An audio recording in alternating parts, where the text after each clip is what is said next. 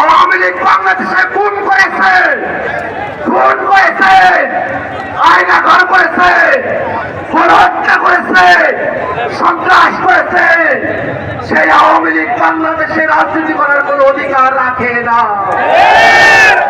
যে আওয়ামী লীগ বাংলাদেশে সন্ত্রাস করেছে শুধু কোন ব্যক্তি বিশেষের নয়, দলগত ভাবে সিদ্ধান্ত নিয়ে যে সন্ত্রাস করেছে সেই সন্ত্রাসের দায়ে আওয়ামী লীগকে অবিলম্বে সন্ত্রাসী সংগঠন হিসেবে ঘোষণা দিতে হবে। আওয়ামী লীগকে নিষিদ্ধ ঘোষণা করতে হবে। জুলাই আগস্ট সহ শাপলা আব্দুল খেলা সহ প্রত্যেকটা হত্যাকাণ্ডে আওয়ামী লীগের ব্যক্তিরা তারা বিচ্ছিন্ন ভাবে ব্যক্তিগত ভাবে অপরাধ করে নাই, গণহত্যা করে নাই, তারা দলগত ভাবে দলীয় ভাবে সিদ্ধান্ত নিয়ে বাংলাদেশের মানুষের বিরুদ্ধে গণহত্যা চাপিয়ে দিয়েছিল। যারা দলগত ভাবে সিদ্ধান্ত নিয়ে বাংলাদেশের মানুষের বিরুদ্ধে গণহত্যা চাপিয়ে দিয়েছে তাদেরকে অবশ্যই দলগত ভাবে বিচারের আওতায় নিয়ে আসতে হবে। অবিলম্বে আন্তর্জাতিক অপরাধ ট্রাইব্যুনাল আইনে দলগত ভাবে আওয়ামী লীগকে বিচারের আওতায় নিয়ে আসার ধারা যুক্ত করতে হবে। সংগ্রামী ভাইরা আমার, বক্তব্য দীর্ঘায়িত করব না।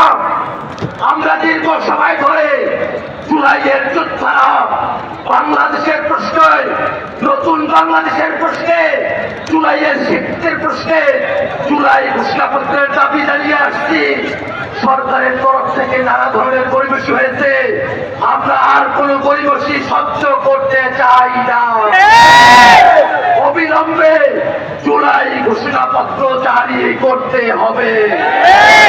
ভাইরা আমার, দিনের পর দিন যদি আমাদেরকে শাহবাগে থাকতে হয়, বাংলাদেশের প্রত্যেকটা জেলায় আমাদের ভাইরা তৈরি আছে, ঢাকায় আমাদের ভাইরা তৈরি আছে। দিনের পর দিন আমাদের থাকা লাগতে পারে, কিন্তু আওয়ামী লীগ নিষিদ্ধের সিদ্ধান্ত ছাড়া আমরা ঘরে ফিরে যাব না। এই আন্দোলন, এই সংগ্রাম কোন দলের নয়, কোন গোষ্ঠীর নয়। এই আন্দোলন গোটা জুলাই জনতা, গোটা জুলাই জনতা ঐক্যবদ্ধ। এখন যারা আসেন নাই তাদের কাছে আহ্বান, ফ্যাসিবাদের বিরুদ্ধে জুলাইতে কেমন করে আমরা একত্রিত হয়েছিলাম সে সময় আমাদের কাছে ফিরে এসেছে, জুলাই ফিরে এসেছে। অবজ্ঞা করবেন না, অবশ্যই অবশ্যই জুলাই জনতার কাতারে তাদের পাশে এসে আন্দোলনে অংশগ্রহণ করুন।